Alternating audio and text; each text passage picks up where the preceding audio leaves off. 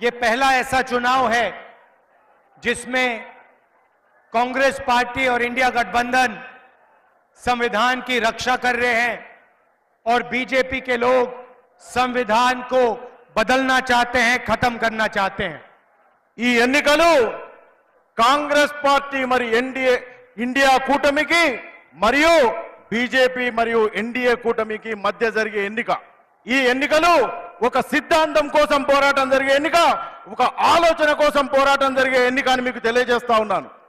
अगर देश में गरीब लोगों को कुछ मिला, पिछड़ों को, दलितों को, आदिवासियों को कुछ मिला, तो उसका कारण ये किताब हमारा संविधान है।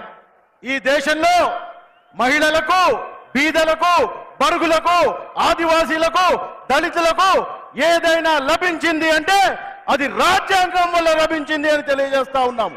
अगर आपको सरकार में रोजगार मिलता है, अगर पब्लिक सेक्टर बना, अगर आपको आरक्षण मिला, तो सारा का सारा इस किताब के कारण मिला। इस किताब से पहले आपके लिए हिंदुस्तान में कोई अधिकार नहीं थे। మీకు భారతదేశంలో స్వాతంత్రం వచ్చిన తర్వాత గవర్నమెంట్ ఉద్యోగాలు దొరికినా, ఇంకా ఎటువంటి ఉపాధి దొరికినా అది మొత్తం ఈ రాజ్యాంగం వల్లే వచ్చింది అని తెలియజేస్తా ఉన్నాం। हिंदुस्तान में 50% पिछड़े वर्ग के लोग हैं, 15% दलित हैं, 8% आदिवासी हैं, 5% गरीब जनरल कास्ट के लोग हैं, 15% माइनॉरिटी के हैं। భారతదేశంలో 15% దళితులు ఉన్నారు, 8% మైనారిటీలు ఉన్నారు, 15% ఆదివాసీలు ఉన్నారు, 5% వెనుకబడినటువంటి తరగతులు ఉన్నారు। మొత్తం కలుపుకుంటే 50% మంది ఉన్నారు భారతదేశంలో అని చెప్తా ఉన్నాను। इन लोगों की रक्षा ये किताब करती है। వీళ్ళందరి యొక్క హక్కులను కాపాడేది భారత రాజ్యాంగం అని తెలియజేస్తా ఉన్నాము। और बीजेपी के लोग, नरेंद्र मोदी जी इस किताब को फाड़कर फेंकना चाहते हैं। ఈ బీజేపీ ప్రభుత్వం, బీజేపీ కూటమి భారతదేశానికి సంబంధించినటువంటి రాజ్యాంగం అనే పుస్తకాన్ని నలిపివేయాలని చూస్తా ఉంది। ये किताब अंबेडकर जी और गांधी जी ने दी। ఈ పుస్తకం అంబేద్కర్ గారు, నెహ్రూ గారు, గాంధీ గారు కష్టపడి బీద ప్రజల కోసం, వాళ్ళ హక్కుల కోసం రాసినటువంటి పుస్తకం అని తెలియజేస్తా ఉన్నాం। कहा जा सकता है कि अंबेडकर जी, गांधी जी के बिना ये नहीं बन सकती थी। అంబేద్కర్ గారు, నెహ్రూ గారు, గాంధీ గారు లేకుంటే రాజ్యాంగం అనే పుస్తకం రచించబడబోయేది అని తెలియజేస్తా ఉన్నాం। बीजेपी अंबेडकर जी के काम को, गांधी जी के काम को नकारना चाहते हैं, खत्म करना चाहते हैं। ఈ బీజేపీ ప్రభుత్వం అంబేద్కర్ గారు, నెహ్రూ గారు, గాంధీ గారు కష్టపడి బడుగులు, బలహీనుల కోసం తయారు చేసినటువంటి రాజ్యాంగం అనే పుస్తకాన్ని చించివేయాలనే ప్రయత్నం చేస్తా ఉన్నారు అని తెలియజేస్తా ఉన్నాం। तो ये चुनाव इस किताब को बचाने का चुनाव है और कांग्रेस पार्टी और मैं आपको आश्वासन देते हैं कि इस किताब को कोई नहीं बदल सकता, कोई नहीं हटा सकता। ఈ పుస్తకాన్ని బీజేపీ ప్రభుత్వం వాళ్ళ కూటమి చించివేయాలనే ప్రయత్నం చేస్తున్నారు। నేను, కాంగ్రెస్ పార్టీ, మా మిత్రులమంతా కలిసి మీ హక్కులను కాపాడడం కోసం, ఈ పుస్తకాన్ని కాపాడడం కోసం మీకోసం పోరాటం చేస్తా ఉన్నానని తెలియజేస్తా ఉన్నాను। बीजेपी 2-3% लोगों की पार्टी है। బీజేపీ అనే పార్టీ 22 మంది కుటుంబాలను కాపాడడం కోసం ఏర్పడినటువంటి పార్టీ। जो भी नरेंद्र मोदी जी ने पिछले 10 साल में किया, 22 लोगों के लिए किया। నరేంద్ర మోడీ గారు ఈ 10 సంవత్సరాల్లో చేసింది ఏంటి అంటే 22 కుటుంబాలను కాపాడే పని మాత్రమే చేశారు అని తెలియజేస్తా ఉన్నాం। अदानी जैसे अरबपतियों का उन्होंने लाखों करोड़ रुपए कर्जा माफ किया। అదానీ, అంబానీల కోసం వాళ్ళ బ్యాంకు రుణాలను 16 లక్షల కోట్ల బ్యాంకు రుణాలను మాఫీ చేశారు నరేంద్ర మోడీ గారు అని తెలియజేస్తా ఉన్నాం। देश के सारे एयरपोर्ट, सारे पोर्ट्स, इंफ्रास्ट्रक्चर, डिफेंस इंडस्ट्री, सारी की सारी इन्होंने एक व्यक्ति को पकड़ा दी। భారతదేశంలో ఉన్నటువంటి విమానాశ్రయాలు, పోర్టులు, ఓడలు, విద్యా సంస్థలు, బ్యాంకులు అన్నిటినీ కూడా అమ్మి వేసి అదానీ అంబానీలను కాపాడే ప్రయత్నం చేస్తా ఉన్నారని తెలియజేస్తా ఉన్నారు. और किसानों का मजदूरों का ये कभी कर्जा नहीं माफ करते. కానీ 16 లక్షల కోట్లు 22 కుటుంబాల కోసం రుణమాఫీ చేసినటువంటి నరేంద్ర మోడీ గారి ప్రభుత్వం భారతదేశ రైతులకు మాత్రం రైతు రుణమాఫీ చేయదు అని తెలియజేస్తా ఉన్నాము. तेलंगाना की सरकार ने गरीब लोगों के लिए बहुत काम किया. తెలంగాణ ప్రభుత్వం బీదలు పేదల కోసం ఎన్నో పథకాలు తెచ్చింది అనే విషయాన్ని తెలియజేస్తా ఉన్నాము. 30,000 सरकारी नौकरियां तेलंगाना के युवाओं को दी. 30,000 ఉద్యోగాలు తెలంగాణ ప్రభుత్వం నిరుద్యోగులకు ఉద్యోగాలు కల్పించే విధంగా చేసింది అని తెలియజేస్తా ఉన్నాము. 10 लाख रुपए का हेल्थ इंश्योरेंस स्कीम आपको दिया. ఆరోగ్య భద్రత కోసం 10 లక్షల రూపాయలు ఉచితంగా తెలంగాణ ప్రభుత్వం కాంగ్రెస్ ప్రభుత్వం ఇచ్చిందని తెలియజేస్తా ఉన్నాము. गैस सिलेंडर 500 रुपए के किए. గ్యాస్ సిలిండర్ 500 రూపాయలకే ఇస్తా ఉన్నామని తెలియజేస్తా ఉన్నాము. महिलाओं के लिए फ्री बस ट्रैवल किया. మహిళల కోసం ఉచిత బస్సును తెలంగాణలో ఇచ్చామని తెలియజేస్తా ఉన్నాము. और 200 यूनिट फ्री बिजली के आपको दिए. 200 యూనిట్ల ఉచిత కరెంటు కూడా ఉచితంగా తెలంగాణ ప్రభుత్వం ఇచ్చిందనే విషయాన్ని తెలియజేస్తా ఉన్నాము. मैंने आपसे कहा कि हिंदुस्तान में 50% पिछड़े, 15% दलित, 8% आदिवासी, 15% माइनॉरिटी के लोग हैं. తెలంగాణలో 15% దళితులు, 15% మైనారిటీలు, 8% ఇతర వర్గాలు, ఈబీసీలు వెనుకబడ్డ వాళ్ళు మొత్తం కలుపుకొని 50% వరకు ఉన్నారనే విషయాన్ని తెలియజేస్తా ఉన్నాను. उनकी सच्ची आबादी और उनकी भागीदारी के लिए हमने तेलंगाना में कास्ट सर्वे, जाति जनगणना लागू किया है. ఏ కులంలో ఎంతమంది ఉన్నారు, మీ బలం ఏంటి, మీకు ఎన్ని డబ్బులు రావాలి, మీకు ఏం చేయాలి అనే దానికోసం జాతీయ కుల గణన అనేటువంటి పథకాన్ని తీసుకొచ్చి భారతదేశంలో తెలంగాణలో ఉన్నటువంటి ప్రతి జాతి యొక్క బలాన్ని తెలియజేసే పని కూడా తెలియజేస్తా ఉన్నామని తెలియజేస్తా ఉన్నాం. इससे तेलंगाना की जनता को पता लग जाएगा, दलितों को, आदिवासियों को, पिछड़ों को पता लग जाएगा तेलंगाना में उनकी कितनी भागीदारी है और कितनी आबादी है. దీంతోనే దళితులకు, బీదలకు, బడుగులకు, బీసీలకు, ఆదివాసీలకు మీ శక్తి ఎంత, ప్రభుత్వంలో మీ వాటా ఎంత అనేది కూడా తెలుసుకోవచ్చు అని తెలియజేస్తా ఉన్నాం. और यही काम दिल्ली की सरकार आने के एकदम बाद हम करने जा रहे हैं. ఇదే పని, ఇదే పథకం ఢిల్లీలో కాంగ్రెస్ పార్టీ రాగానే అక్కడ కూడా చేస్తామని తెలియజేస్తా ఉన్నాము. और हम पता लगाएंगे कि इस देश के धन में कितना धन दलितों के हाथ में है, कितना आदिवासियों के हाथ में है, कितना पिछड़े वर्ग के हाथ में है. ఈ దేశంలో ఎంతమంది ఆదివాసీలు ఉన్నారు, ఎంతమంది బీసీ బిడ్డలు ఉన్నారు, ఎంతమంది ఎస్సీ ఎస్టీలు ఉన్నారు, మైనారిటీలు ఉన్నారు అనే విషయం తెలిసిన తర్వాత మీ భాగస్వామ్యం ఈ ప్రభుత్వంలో ఎంతుంటే అంతకు తగ్గట్టు మీకు వాటా వచ్చే విధంగా ప్రయత్నం చేసేటువంటి కుల గణనను తీసుకువస్తామని తెలియజేస్తా ఉన్నాము. छोटा सा उदाहरण देता हूं. हिंदुस्तान में सबसे बड़े मुद्दे महंगाई, बेरोजगारी, मगर मीडिया कभी इन चीजों के बारे में नहीं बोलती. భారతదేశంలో అతి పెద్ద సమస్యలు నిరుద్యోగం, ధరల పెరుగుదల. కానీ ఈ విషయాలను మన మీడియా సోదరులు పట్టించుకోరు అనే విషయాన్ని తెలియజేస్తా ఉన్నాం. क्योंकि मीडिया में ना एक पिछड़ा है, ना एक दलित है, ना एक आदिवासी है.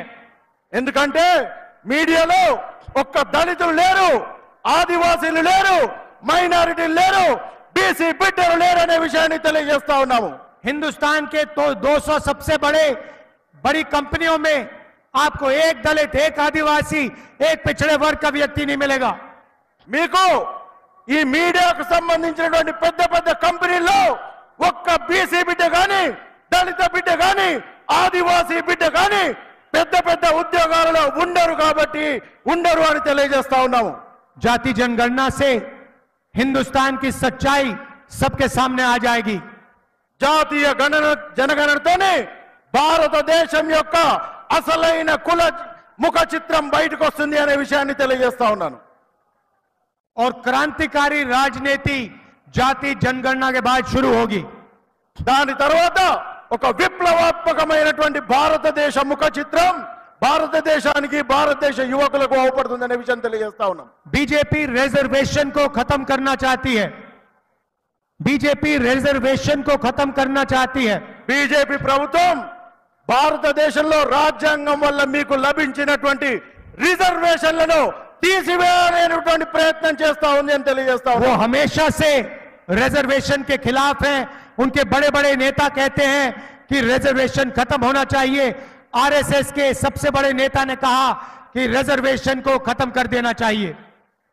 బీజేపీ ప్రభుత్వం వాళ్ళ నాయకులు ప్రతిసారి అవకాశం దొరికినప్పుడల్లా భారతదేశంలోని రిజర్వేషన్లను తీసివేయాలి అనే మాటలు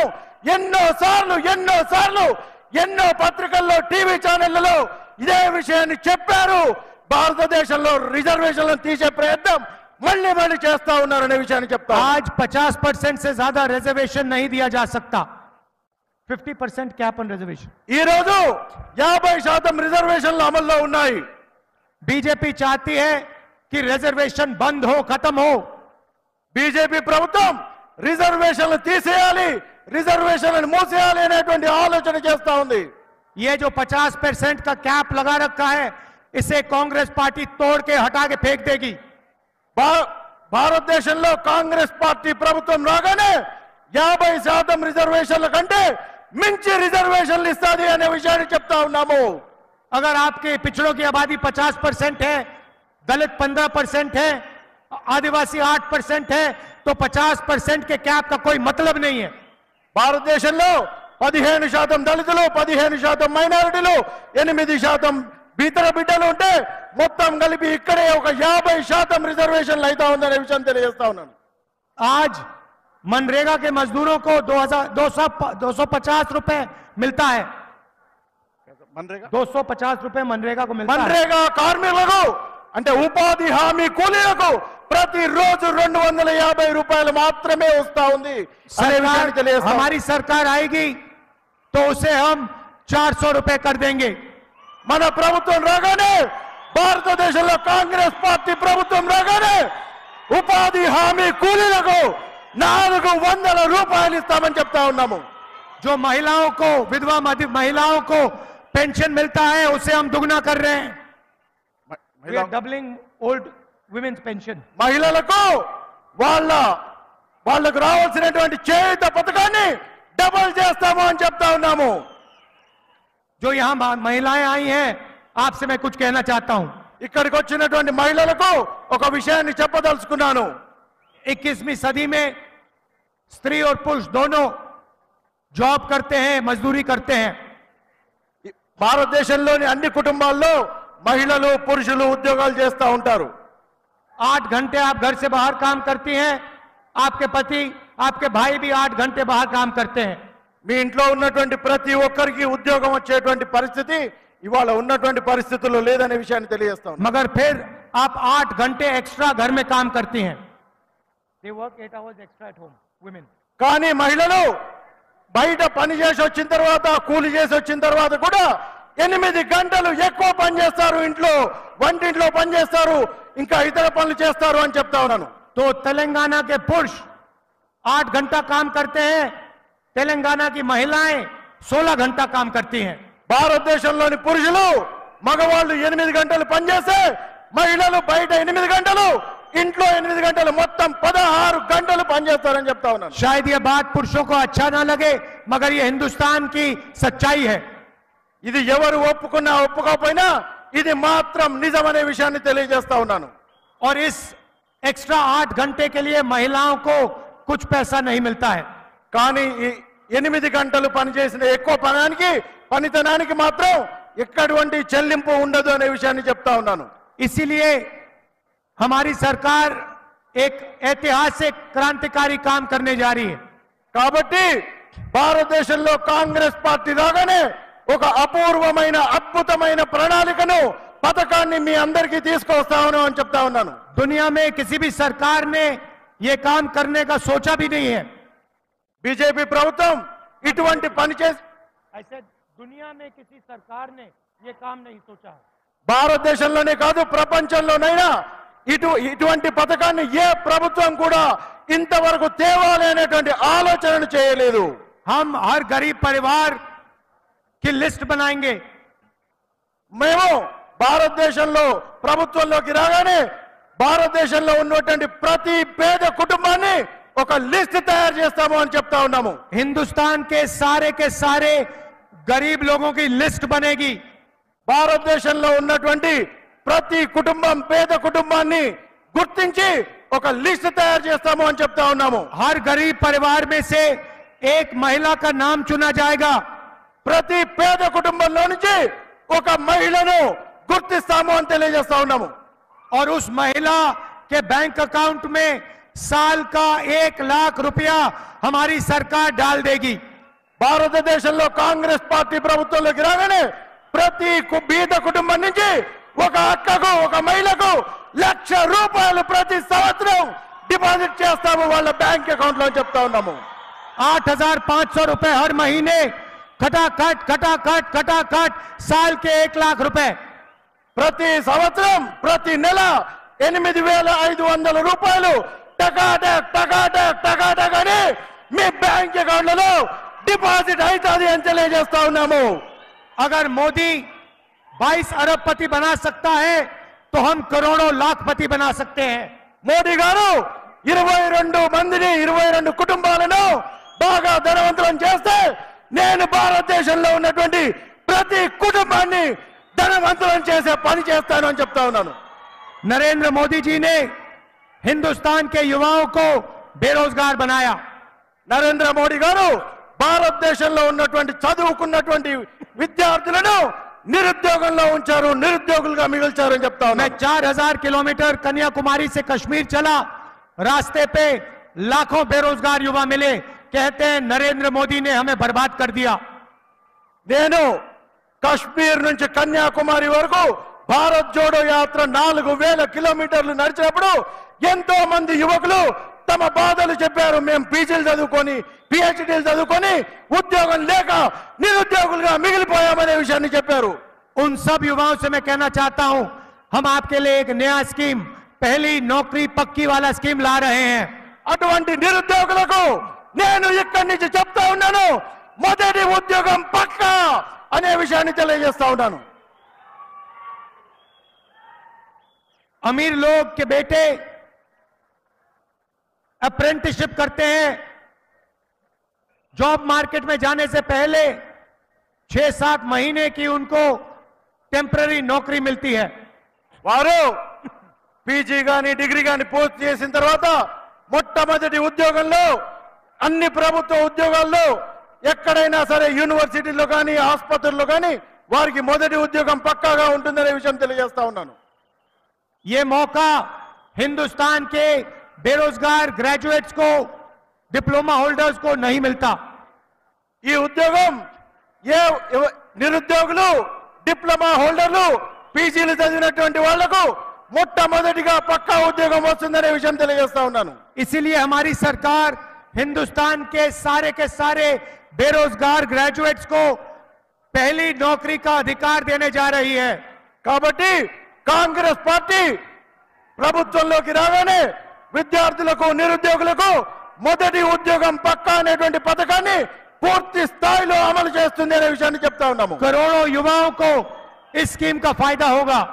చాలా మంది కోట్ల మంది యువకులకు నిరుద్యోగులకు ఈ పథకం ద్వారా లబ్ధి చేకూరుతుంది అనే విషయాన్ని చెప్తా ఉన్నాము. प्राइवेट सेक्टर में, पब्लिक सेक्टर में, सरकारी अस्पतालों में, सरकारी ऑफिसेज में, सरकारी कॉलेज यूनिवर्सिटी में नौकरियां मिलेंगी.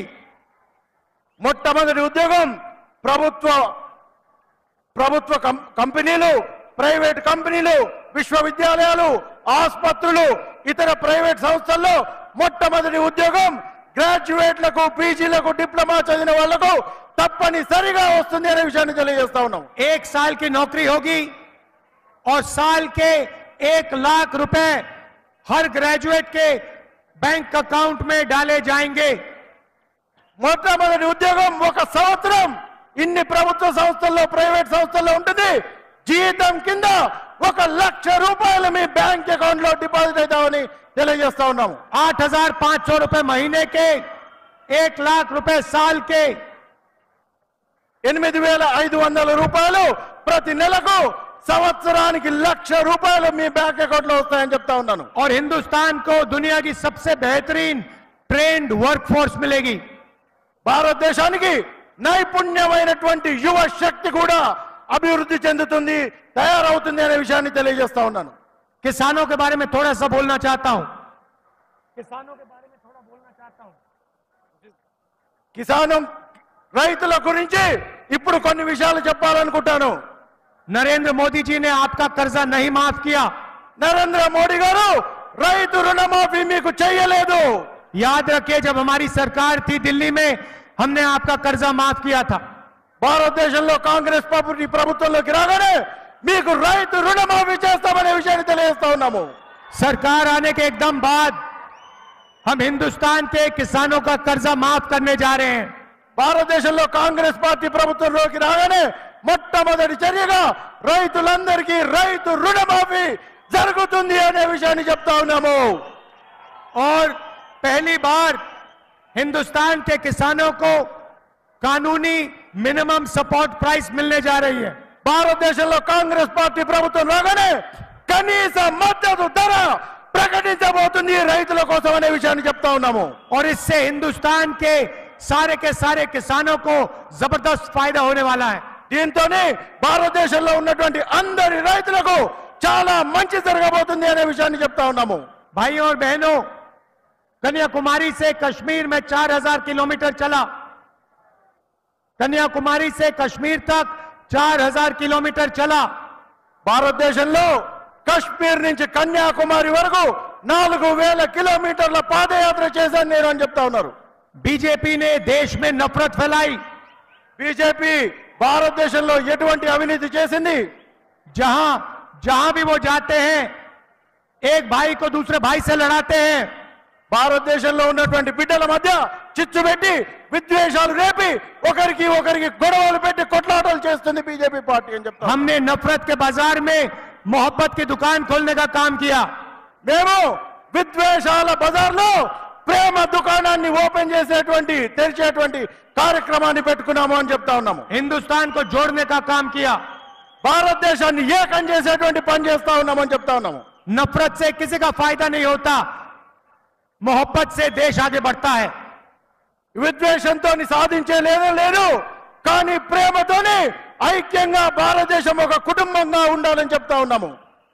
मैं आपसे कहना चाहता हूं कि आप गरीबों की सरकार चुनिए, किसानों की सरकार चुनिए, पिछड़ों, दलितों, आदिवासियों की सरकार चुनिए. నేను మిమ్మల్ని అందరినీ కోరుతా ఉన్నాను, మీరు బీదలు, దిక్కులు, దళితులు, ఆదివాసీలు, మైనారిటీలు ఉన్నటువంటి వాళ్ళ సంక్షేమాన్ని చూసేటువంటి ప్రభుత్వాన్ని ఎన్నుకోండి అని చెప్తా ఉన్నాను. नरेंद्र मोदी जी अरबपतियों की सरकार चलाते हैं, वैसी सरकार से हिंदुस्तान का फायदा नहीं होगा. నరేంద్ర మోడీ గారు ధనవంతుల కోసం ప్రభుత్వాన్ని ఏర్పాటు చేస్తారు, ధనవంతుల కోసమే ప్రభుత్వాన్ని నడుపుతారు అని చెప్తా ఉన్నాను. దానివల్ల భారతదేశానికి ఎటువంటి మేలు జరగదు. आप सब दूर दूर से आए, इतनी गर्मी में आए, इसके लिए आपको दिल से धन्यवाद करना चाहता हूं.